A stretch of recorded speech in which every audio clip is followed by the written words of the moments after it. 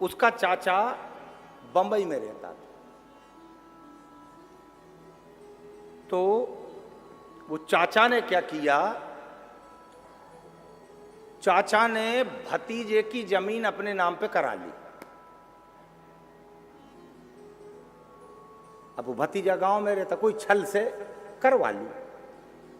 तो गांव वालों ने कहा वो भतीजे से, उनने कि भैया तेरी जमीन तो चाचा ने अपने नाम पे करा ली, केस कर दे। बोले हम बिल्कुल केस नहीं करेंगे, बल्कि हम तो चाचा जी से मिलने जा रहे हैं। बोले क्या करोगे मिलकर? बोले मिलके ही करेंगे जो करना है। दूसरे दिन वो व्यक्ति टिकट कटाई, बंबई पहुंचा। बंबई पहुंचने के बाद एक मिठाई की दुकान पे गया, उसने 1 किलो मिठाई ली। कौन के लिए? चाचा के लिए। और एक बढ़िया हार लिया। वो चाचा घर पहुंच गए। चाचा बैठे थे, दरवाजा खटखटाया। जैसी दरवाजा खुला तो सामने भतीजा खड़ा। अब चाचा को लगे कि जमीन मांगे वो। सबसे पहले उस व्यक्ति ने क्या किया, अपने चाचा के गले में माला पहनाई। माला पहनाने के बाद चाचा के हाथ में मिठाई का डिब्बा दिया और चाचा जी से कहा, चाचा जी बहुत बहुत धन्यवाद जो आपने मेरी जमीन अपने नाम करा ली। चाचा भतीजे को मुंडा देखे कि जो क्या रहा है, क्या कह रही है? बोले क्या कह रहे हो? बोले मैं इसलिए कह रहा हूं चाचा आपसे कि आपने मेरी जमीन अपने नाम पे करा ली। अरे हमारे बाप दादे मर गए साहब, वो इस जमीन को अपने साथ नहीं ले जा पाए। कम से कम हमारे घर में एक तुम ऐसे तो पैदा हुए कि मरने के बाद साथ ले जाओगे। तुम तो ऐसे पैदा हुए, मेरे को जमीन अमीन नहीं चाहिए, रख लो। अपने बाप दादे मर गए, वे ले ही नहीं जा पाए, तुम ऐसे पैदा हुए। और कह चाचा के 5 लाख पैर पड़ के अपने घर आ गया। दूसरे दिन चाचा का फोन आया, बेटा भतीजे मैंने बहुत बड़ी गलती करी जो छल से तेरी जमीन अपने नाम कर ली। बेटा मैं तेरे को तेरी जमीन वापस देता हूं। तेरे एक शब्द ने मेरे जीवन को बदल दिया। आज का आदमी देखो तो साहब, आदमी और कितनी कथा भागवत सुने, रामायण का ज्ञान, भागवत का ज्ञान, गीता का ज्ञान, पर फिर भी आदमी गलत करने से नहीं चूकता है। आपसे कल या परसों की कथा में कहा था साहब, अगर भाग में है ईश्वर देगा, तो भाग में नहीं है कितना ही प्रयास कर लो साहब, कितना ही प्रयास कर लो आप।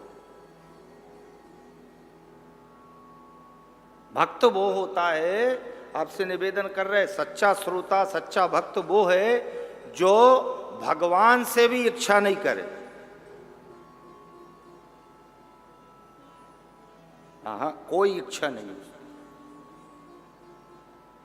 कुछ नहीं चाहिए। भगवान से भी कह दिया मेरे को कुछ नहीं चाहिए साहब। और भक्त को फिर भगवान बिना मांगे भी देता है।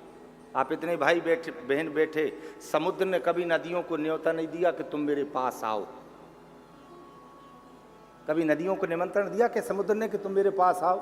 समुद्र के पास खुद नदियां चल के जाती है। ऐसे ही भगवान का जो भक्त होता है उसके पास परमात्मा खुद सुख संपत्ति भेजते। आप बनो तो साहब वैसे लायक तो हो, उस लेवल पे तो पहुंचो साहब। मांगने की भी जरूरत नहीं है, यहाँ अपने को मांगने के बाद नहीं मिल रहा और भक्तों को बिना मांगे मिल रहा है। आप एक बात बताओ, नरसिंह मेहता ने मांगा था कि बिना मांगे दिया? कथा सुनी होगी नहीं आप? वो नरसिंह मेहता की बेटी का विवाह था, वहां से लिस्ट आ गई और लिस्ट आई, पत्नी के पास लिस्ट भेज दी, ये सामान लेके आना है। पत्नी अपने पति नरसिंह मेहता के पास आई, स्वामी जी बेटी के घर ब्याह है और ये इतने सामान की लिस्ट आई है, क्या करना है? नरसिंह मेहता ने कही लिस्ट पढ़े ही मत, तो लिस्ट का करूं क्या?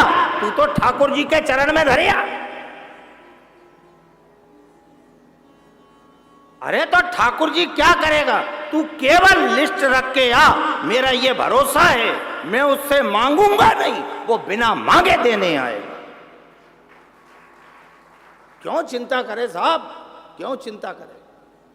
और आपने कथा सुनी होगी, वो नरसिंह मेहता ब्याह में गए और जाके बेटी के यहाँ मंडप में बैठ गए, सारा समाज खड़ा। उन्होंने कहा ये तेरे पिताजी है? बोले हाँ मेरे पिताजी है। हमने सामान की लिस्ट भेजी थी, कुछ लाए? वो लड़की अपने पिता तरफ देखे, आंख से आंसू आ गए। पिताजी कुछ लाए?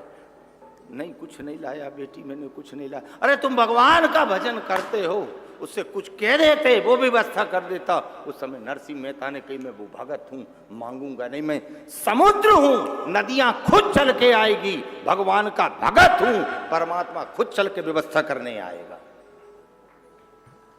और आपने कथा सुनी होगी, खुद चल के ठाकुर जी पहुंचे, बिन मांगे दूध बराबर मांग लिया तो पानी, और खींचा तानी खून बराबर, ये संतों की वाणी। आप तो केवल मैं हूं तेरे आधार, दयालु मेरी नाव पड़ी मझधार पड़ी।